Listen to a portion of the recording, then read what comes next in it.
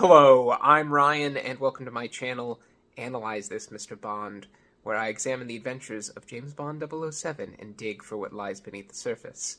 And today, we're sinking our teeth into Octopussy, the sixth Roger Moore Bond adventure. It's amazing to just say that. 6 Bond films to his name, and 1 still to go after this. Roger Moore had so much time as Bond, so many films in which he had the ability to make his mark. And the one thing you have to say about Roger Moore, in every single Bond movie, he showed up and delivered what was asked of him. I actually think Octopussy presents Roger Moore's Bond at his best, or at least is one of the films in which he is really at his best. Contrary to For Your Eyes Only, in which many of you strongly disagreed with my take on that film. I realize I am out of step with the Bond fan consensus that For Your Eyes Only is a highlight of Roger Moore's tenure as Bond. I think it misses the mark on in many respects, but Roger Moore's performance is not one of them. Roger Moore is terrific in the film, but I think Roger Moore's even better here. And the reason Roger Moore is so excellent in Octopussy is this film is really leaning into his natural gift for charm. Roger Moore is effortlessly charming. He could just read the phone book and he would drip charm. It's something about the musicality of his voice, the wonderful humor of his eyes, and those arched eyebrows. You know, there's such a generosity about him, and it really starts to come through in this film in particular, where he's softened quite a bit in the role. So we've been through a few phases of Roger Moore's Bond. We had the somewhat mean, ruthless Bond of Live and Let Die and The Man with the Golden Gun, where he's a bit arrogant, cold-hearted, a bit sadistic in places. There's a ruthlessness about his Bond in those first 2 pictures that somewhat softens once you get to The Spy Who Loved Me, Moonraker, For Your Eyes Only, where his Bond becomes a seasoned professional, but is a little bit more tender in his relationships. You see his romantic side really start to develop. And I think Octopussy is where that comes out full force, because it is the first Roger Moore Bond movie where he is given a love interest in which there's really something there. This obviously stars Maud Adams reappearing in the series. She previously starred as Andrea in The Man with the Golden Gun. She is now appearing as a different character, Octopussy, in this film, but she has such a natural chemistry with Roger Moore. They just appear on screen together and just seem like such a natural fit. And it's so lovely that this film is actually bound up in a theme song that is a celebratory love anthem. All Time High is not one of the great Bond songs in the sense that it just kind of transcended the Bond series to become a great song in popular culture in the way that, you know, Live and Let Die did, or Nobody Does It Better, or even Goldfinger. It's not one of those big culture-shaking anthems, but it's a very ecstatic love song. And it feels appropriate for a sort of love between, I want to say mature people. Maud Adams is certainly not old in this film, not as old as Roger Moore is, but they feel like adults, right? This is an adult romance, and that's not always the case in Bond movies, where Bond is often paired with women who are much younger than he is. And in this case, it really feels like it's a meeting of equals. And I think that really brings out the best in Roger Moore's kind of sentimental, romantic side. But this film also gives Roger Moore's Bond a lot of opportunity to show his intelligence, and allows him to be very, relaxed and collected while doing it. This is the film in which Roger Moore's tendency to show that he's the smartest guy in the room, the cleverest guy in the room, he gets the most to work with here, despite some of the preposterous comedic excesses of Octopussy. I actually think Octopussy on paper is arguably the most interestingly plotted Bond movie, maybe of them all. Bond plots, going back to Ian Fleming, are really not all that complex or sophisticated. Ian Fleming's novels have some interesting stories, but he's not really like a teller of stories that is built on twists and turns and intricacies. A lot of the Ian Fleming novels are very direct in their setup of, like, here's the villain, Bond kind of being in that space with the villain, and most of the tension comes from just how they navigate that relationship. It's not really this sort of, like, political thriller structure. You could argue, like, From Russia with Love is kind of the exception there, but it is the case that a lot of the Bond novels are a lot more direct in their conflict, and you see that in the movies as well. Most of the movies following that template are very direct. When you start to get to this John Glenn era, which is also where Michael G. Wilson is starting to have a greater influence in the series, you start to see the plots become more intricate. The plotting of Octopussy is very intricate. I've seen a number of commentaries on Octopussy where people actually complain that it's too intricate. I don't think so. I was able to follow it as a kid well enough. But what I think it does really well is it builds this story of, like, multiple villains, a Bond woman who is an active participant in the story, really driving part of the story along in a way that is very unusual for these stories. She's not just along for the ride, very much an active fulcrum for the story. And Roger Moore's Bond just kind of navigating the complex situations. In my video on Timothy Dalton's Bond and The Living Daylights, I talked about how much I respond well to Bond films in which Bond is given situations and is navigating them intelligently in ways that both develop character dynamics but also have interesting challenges for him to overcome. And I think Octopussy does that very, very well. So let's just start walking through Octopussy a little bit. The pre-title sequence here is just kind of a fun throwaway in the way that, pre-title sequences used to be. I think this is a step up from For Your Eyes Only's pre-title sequence. It's more aerial acrobatics, this time with the miniature jet. I think it does it really well. It's kind of a very efficient setup.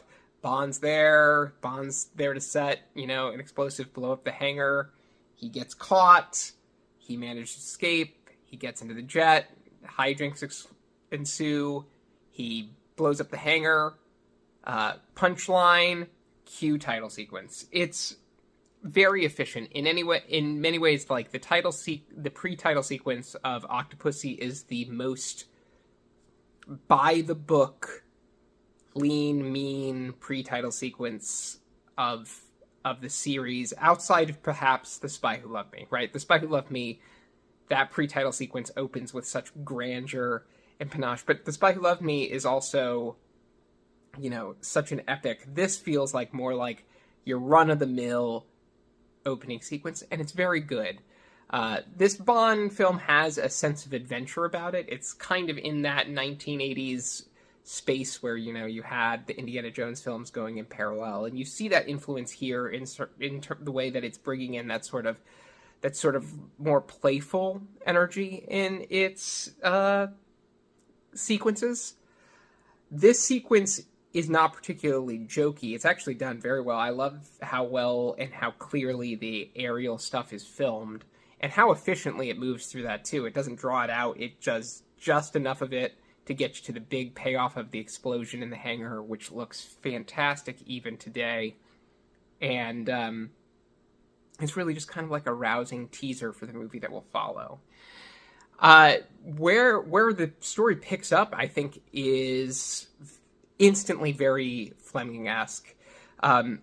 Where we see a 00 agent disguised as a clown being pursued by, two guys from a circus with knives, and he's running through it, and he's got a Fabergé egg, and he barely escapes wounded and stumbles into a British embassy holding a Fabergé egg. The surrealness of that feels very Fleming, and if you don't believe me about that, Fleming in his notebooks actually had notes for, I believe, that there would be a fight at a party with someone dressed as a clown, and nobody would know that it was actually an assassination attempt because they just would think he was joking around with the clown.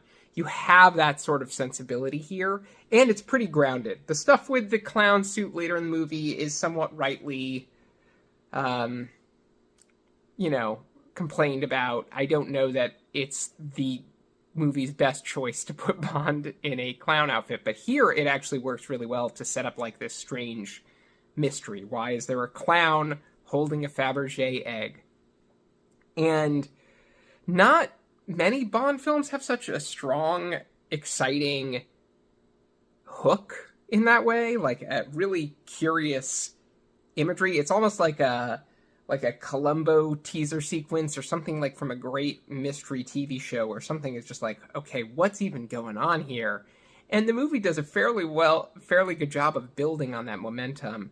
We're getting set up in parallel with this sort of potential World War III escalation plot in parallel to this jewelry smuggling plot. And both of these have the scope and sort of exoticism you want from a Bond story.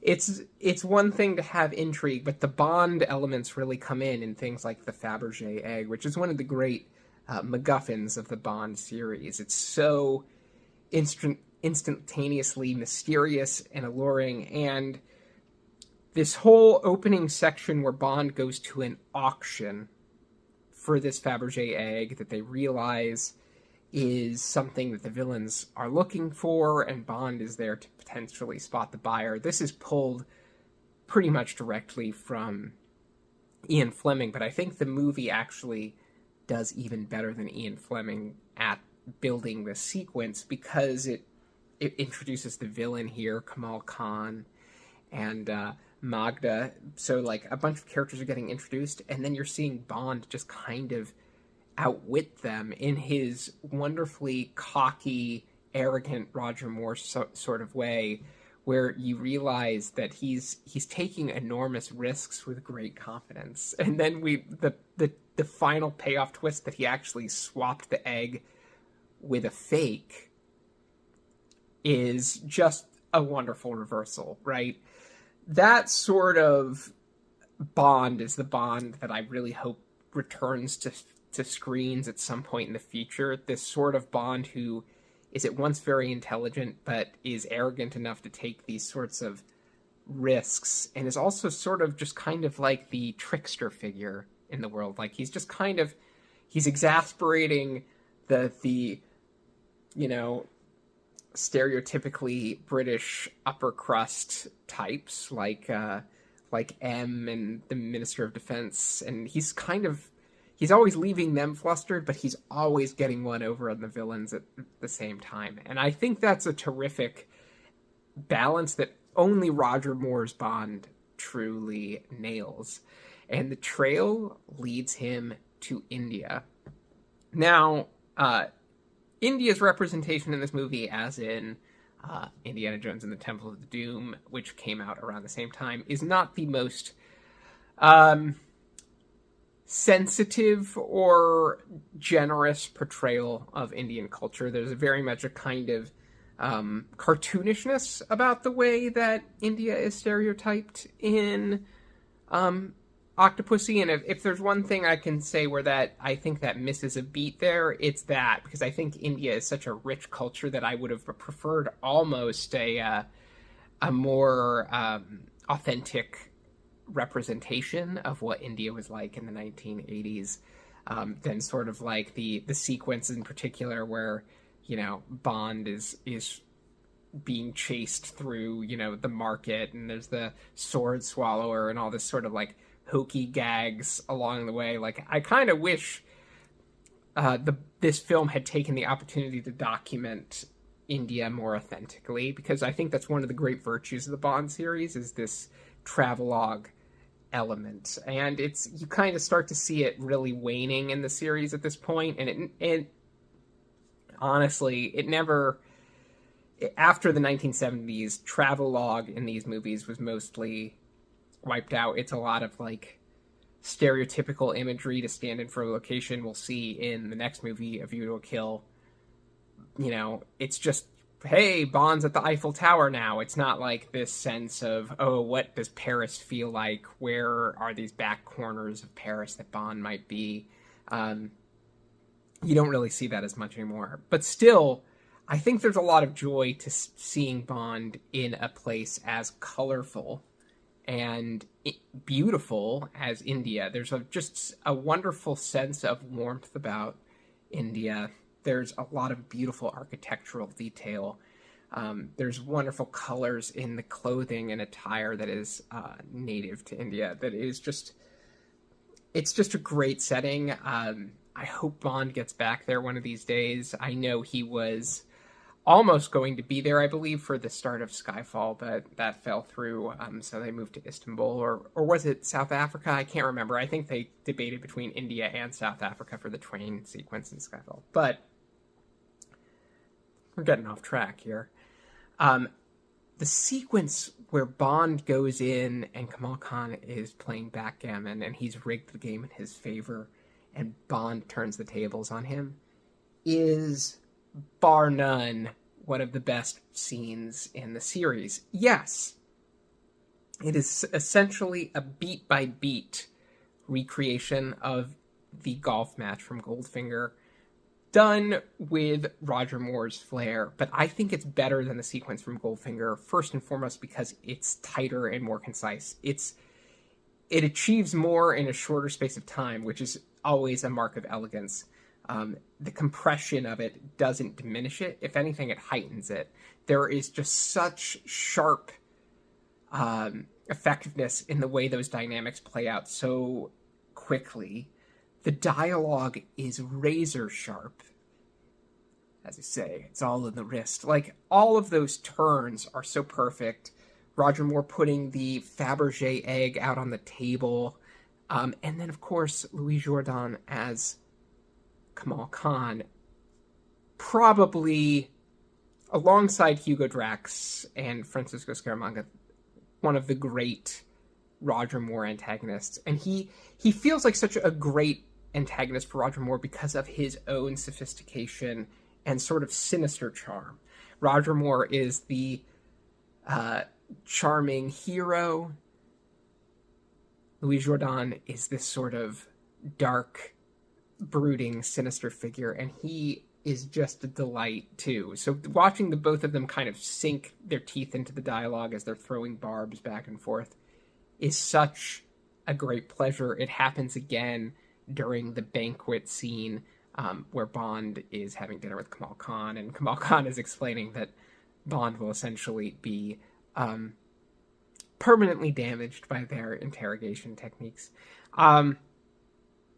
Is that same sort of wonderful interplay. And I think part of the strength of this movie having multiple antagonists is that Kamal Khan is such a strong figure, and General Gogol is such a strong villain. If you're going to do the sort of insane Russian general, it's hard to imagine a more effective take on it than General Gogol. He seems so, effectively bloodthirsty and mad, and the two of them being allied together makes a lot of sense. The sort of like mercenary and then the sort of like bloodthirsty general trying to rig World War III effectively. It's such a cool dynamic, especially since they're not exactly on the same page. It's fun in these movies, and it's very rare when you're watching a villain kind of navigate the complexities of their own plan. And Kamal Khan is always trying to kind of navigate how the story is going, because he's having to balance things against General Gogol. He's having to balance things against Bond. He's going to have to balance things against Octopussy, and the relationship between Kamal Khan and Octopussy is very interesting. And so you're getting all these interesting character dynamics that are very clear without a lot of exposition. It's not like the movie is a lot of characters talking about how all these characters are in the film. It's not like you're constantly bogged down in explanation. It's just very clear that these dynamics are there, and you kind of can get to watch them unfold and have the sense of the complexities as the story organically progresses. That's very hard to do in screenwriting effectively, and Octopussy does that really well. All in all, you say what you will about some of the goofier moments in this movie, the writing is really tight and focused and clear in Octopussy. It knows what it's doing, even when it's doing its sort of goofy, sillier antics, like Bond being hunted in the jungle. You know, it knows exactly why it's doing that sequence. It's just to give the audience a good laugh. I feel like it misses a beat in these sequences, like the chase in the streets of the city or in the jungle chase, where it doesn't really go for tension. It goes for kind of hokey gags. I think there's actually a very tense sequence to be made out of Bond being hunted in the jungle, like The Most Dangerous Game. You know, like I think that is a potentially really cool concept, but it doesn't quite live up to it. But it's still fun to watch Kamal Khan kind of going after Bond in that way, because the characters are magnetic enough to propel that. And when you finally get to Bond meeting Octopussy, who has such a lovely reason for being invested in Bond, using Ian Fleming's short story as a backstory for her character was a really smart way to adapt Fleming into the story and use what is perhaps the most absurd title and name of the entire Fleming series. I mean, who would have thought that they would have ever even really gone and used this title? It's so absurd. They do it pretty well. I will say, speaking of how absurd the title is, the bit where Bond is in bed with Magda and he's pointed out her tattoo and she says, "That's my little Octopussy." The look on Roger Moore's face where his eyes just dart back and forth and you see him processing the sheer weirdness of this and him having no idea how to respond beyond just kind of like, okay, time to move on. That is just too weird for me kind of reaction is perhaps the single funniest beat in the entire series for me. The Roger Moore's facial expression is absolutely hysterical. And it's such a weird moment, and they knew exactly what they were doing, and only Roger Moore could have sold it that way. And that's one of the reasons I keep loving this movie, is like there's just so much Roger Moore is doing as an animated performer. You're just constantly seeing him do his wonderful subtle inflections in dialogue, wonderful glances of the eye, that this movie lets him do in a way that none of the others do. And his relationship with Octopussy is so wonderfully romantic and credible. And I really enjoy the way that they're kind of adversaries, kind of lovers. And their dynamic together is kind of shifting back and forth throughout the entirety of the movie, too. It's really giving a nice push and pull, again, fitting into this sense of like these characters all having these slightly different dynamics against each other.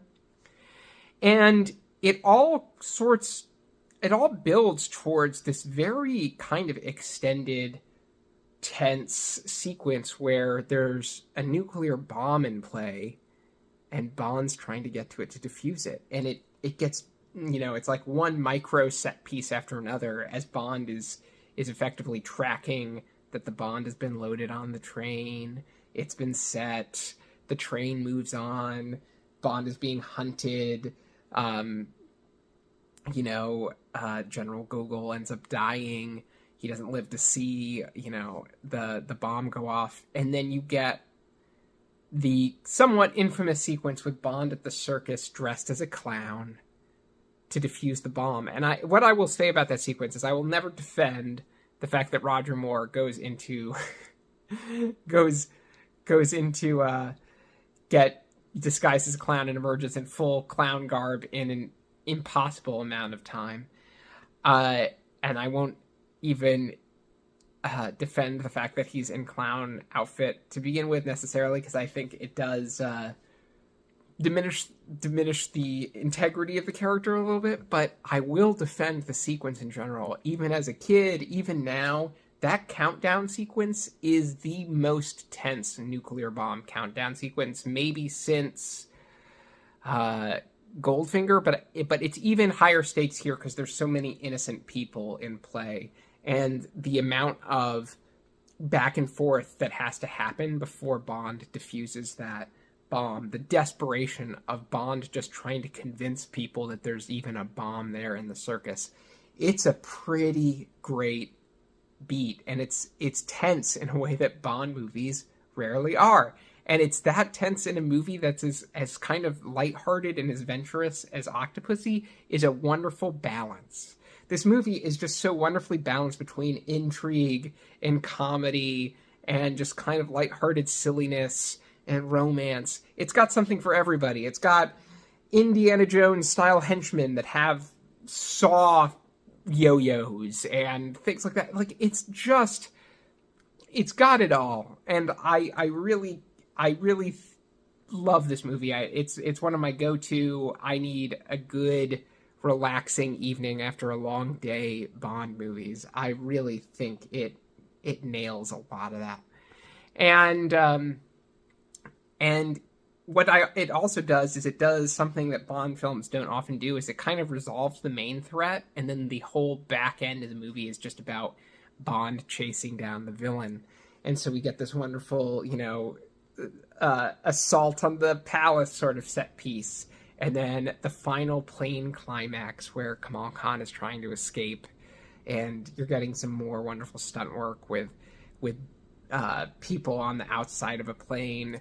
Again, this sort of practical stunt work, I commented on it in a previous movie. For Your Eyes Only has so much lovely practical stunt work, but all of these movies do.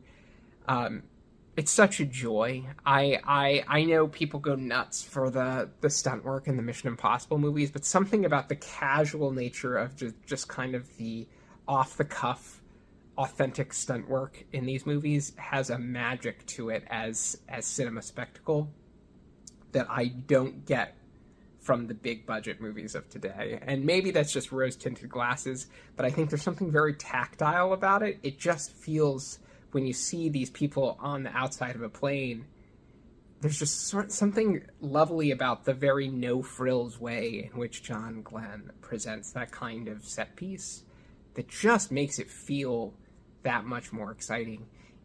We will talk about A View to a Kill very soon, but like even just some of the throwaway stunt work in the Paris chase there just blows me away because of the intricacy of it. And I think it's a fun climax. At this point, the movie has almost effectively said, yeah, that the big threat is over. Here's your kind of like celebratory James Bond climax. It's an unusually kind of celebratory climax where it's like all about Bond just running the villain down and having his victory. And then, Bond gets his customary victory lap on Octopussy's boat at the very end. And again, in the same way that the pre-title sequence is probably the, basic ideal of a Bond pre-title sequence, the close here is what we kind of stereotypically think of as a Bond close. Bond and the woman, sailing off into the sunset, closing the books on another James Bond adventure. I don't know. This whole movie just fills me with so much joy. You can disagree. When we look at the Roger Moore film canon, in many ways, the Roger Moore era is so relatively consistent compared to some of the other Bond actors, from Connery to even Daniel Craig.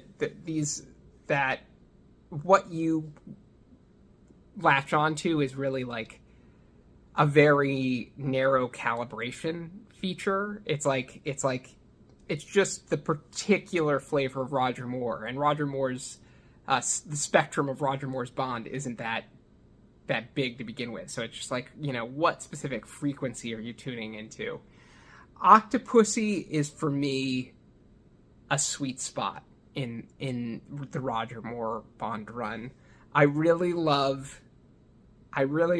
love Moonraker.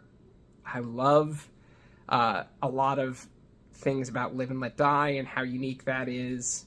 And I really love Octopussy. And I would say those three for me are the ones that I kind of really latch onto. But I think they all have some fine points, and I'm glad Roger Moore's era is being rediscovered a little bit now in the wake of No Time to Die, because it's just so darn fun. I think viewed all at once in the way that I've been kind of going through it, it's a lot of in general. I don't think the Bond series is best enjoyed watched in chronological order. This is how I will close this talk. I don't think fans should generally watch the Bond series in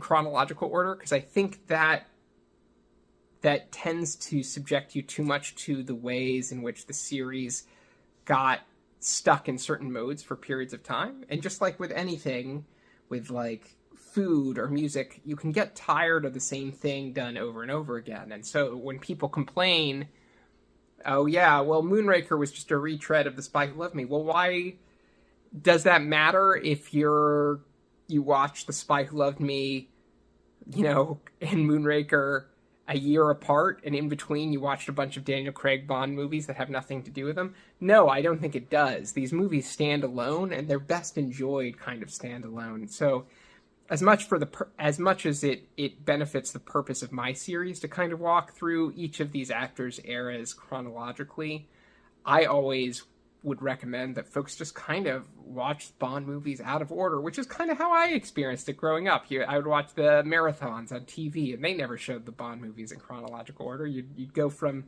Moonraker to License to Kill, and there's a lot of fun to be had in that sort of hard pivots back and forth and just kind of jumping around in the full spectrum of what a James Bond adventure can be. And in the case of Octopussy, I think it encapsulates so much of what makes Bond Bond. Cold War intrigue, a peculiar sense of surrealism, luxury, romance. It's a good time for everybody. So I hope you enjoy Octopussy as much as I do. If you don't, that's fine. Let me know in the comments. And I hope you'll catch me in the next one, where we're talking about A View to a Kill.